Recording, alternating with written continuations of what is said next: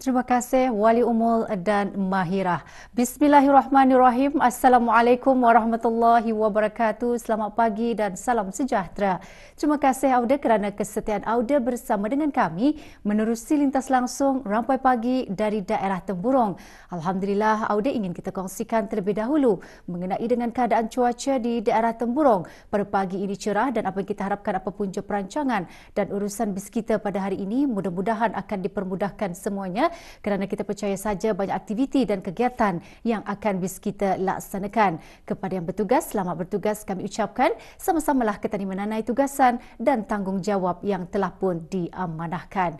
Baiklah Auda, seperti biasa dari daerah Temburong, sebelum kita menyaksikan bahan yang telah pun disediakan, ingin kita kongsikan terlebih dahulu mengenai dengan bintang keputeraan sempena sambutan perayaan ulang tahun Hari Keputeraan ke bawah Duli Yang Maha Mulia Paduka Seri Baginda Sultan dan Yang di-Pertuan Negara Brunei Darussalam ke-77 tahun bagi daerah Temburong. Borang penyertaan telah pun dibukakan. Jadi kepada bis kita yang ingin menyertai pertandingan bintang keputeraan, bolehlah mendapatkan borang di Radio Television Brunei cawangan daerah Temburong semasa waktu pejabat dan tarikh tutup penghantaran ialah pada 18 Julai 2023 jam 4 petang. Jadi bis kita masih lagi ada peluang ataupun berkesempatan untuk mengikuti bintang keputeraan. Jangan lepaskan peluang, mana tahu bis kita adalah orang yang dicari. Baiklah Auda, itu dia maklumat semasa yang dapat kami kongsikan bersama dengan Auda. Seterusnya kita terus saja menyaksikan bahan yang telah pun disediakan. Kita saksikan bersama. Assalamualaikum warahmatullahi wabarakatuh. Auda bersama dengan saya Siti Ramiza dalam pakej program Rampai Pagi dari daerah Temburong. Selamat pagi dan salam sejahtera. Auda, sekarang saya berada di sekitar kawasan Bendang Sawah Padi yang terletak di Kampung Lekiun. Jadi sebetulnya pada kali ini bukanlah musim berpadi. Jadi sebetulnya apa yang ingin saya kenalkan kepada Auda dan ingin kongsikan bersama dengan Auda ialah mengenai pokok rumbia. Jadi Auda mengenali ke indah pokok rumbia ni?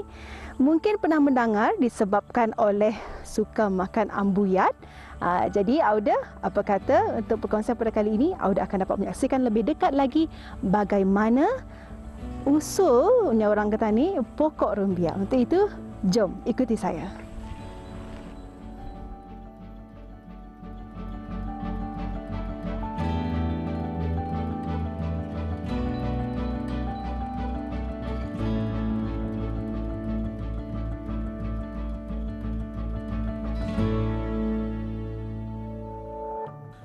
Pokok rumbia atau Metroxylon sagu dipanggil sebagai pokok sagu dan dari bahasa daerah, antaranya dari Puak Lun Bawang Murut, disebut sebagai pokok kebia.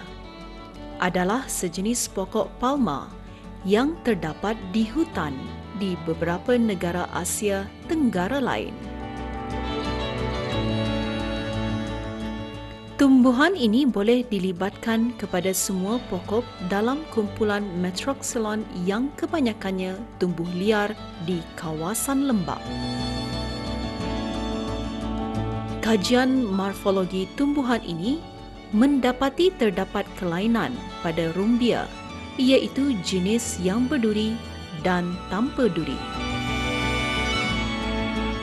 Pokok rumbia adalah tumbuhan yang hidup di merata hutan pendalaman hutan hujan tropika. Pokok rumbia mempunyai batang yang bersaiz besar dan tegap dengan tumbuh menegak sehingga mencapai ketinggian antara 10 hingga 12 meter. Pokok rumbia juga merupakan sumber makanan asasi bagi beberapa kaum pribumi di Sabah dan Sarawak sejak dahulu seperti suku kaum Bisaya, Penan, Kelabit dan Melanau. Menurut Pak Cik Bangau, daunnya pada zaman dahulu pada sekitar tahun 70-an semasa zaman kanak-kanak beliau.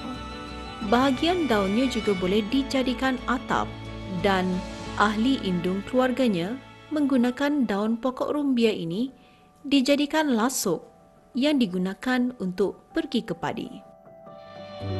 Okey, Auda, baiklah bersama dengan saya Siti Ramizah dan pada kali ini saya tidak berkeseorangan. Saya bersama dengan seorang jejaka tuan yang menemani saya untuk memberikan pengetahuan mengenai pokok rumbia. Dan bersama dengan saya pada pagi ini, selamat pagi tuan. Pagi. Boleh perkenalkan nama kita? Nama saya Wang Bangau bin Sading. Berasal dari tempat inilah, Kampung Negalang, dan ini namanya Kampung Lekion.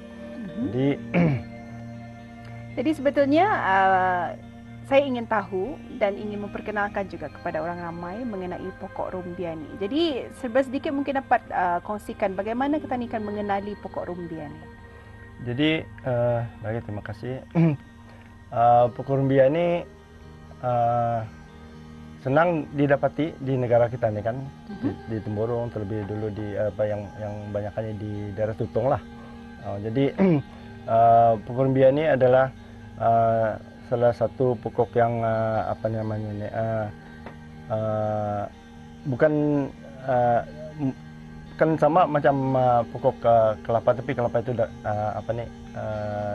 batangnya damit lah. Tapi pokok rumbia ini dia punya mengikut keadaan, kalau tempat ia tumbuh itu tanahnya subur, dia akan lebih besar sampai satu orang pemanuk lah. Okay. Ya, seperti mana yang ada nanti sana. Okey, jadi tanah yang tuan maksudkan itu apa jenis tanahnya? Adakah tanah yang di berbukit kah ataupun tanah yang rata kah? Jadi terima kasih ya. Pokok rumbia ni ya hendakan hidup tumbuh dengan subur di tanah bukit. Ya, hanya di tanah yang payak seperti ada air. Lazimnya secara purata, tanaman pokok rumbia boleh dituai apabila telah pun menjangkau umur 12 hingga 13 tahun di tanah mineral dan 15 hingga 18 tahun di tanah gambut. Pemilihan biji rumbia untuk dijadikan benih yang berkualiti diberi keutamaan. Bagi memastikan peratus percambahan yang tinggi, aspek kualiti biji benih hendaklah diberi keutamaan.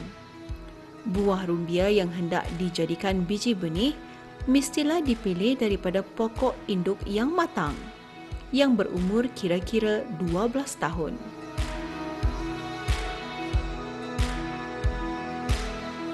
Cara biasa adalah dengan menebang pokok induk. Pengalaman saya untuk melihat pokok rumbia dari dekat ini merupakan satu pengalaman yang akan saya ingati. Kerana dari ini, saya dapat mengetahui tentang rupa bentuk pokok rumbia. Satu tumbuhan yang menghasilkan sagu iaitu ambulong yang merupakan makanan kegemaran saya dan pastinya juga Auda.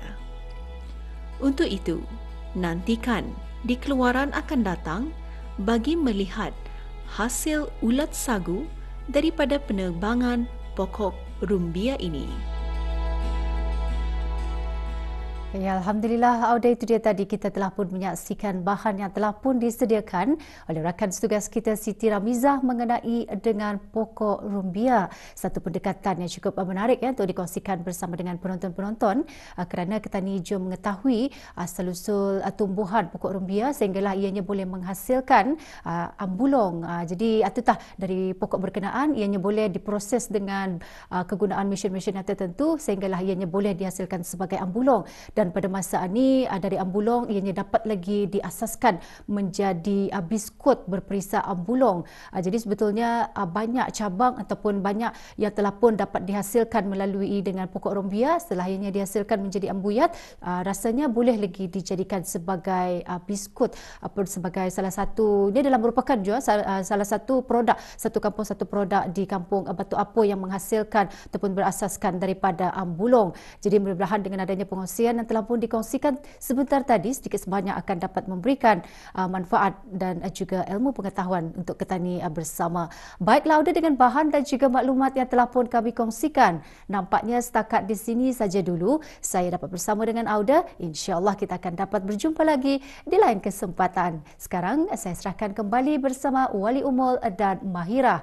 Akhir kata daripada saya, Assalamualaikum warahmatullahi wabarakatuh.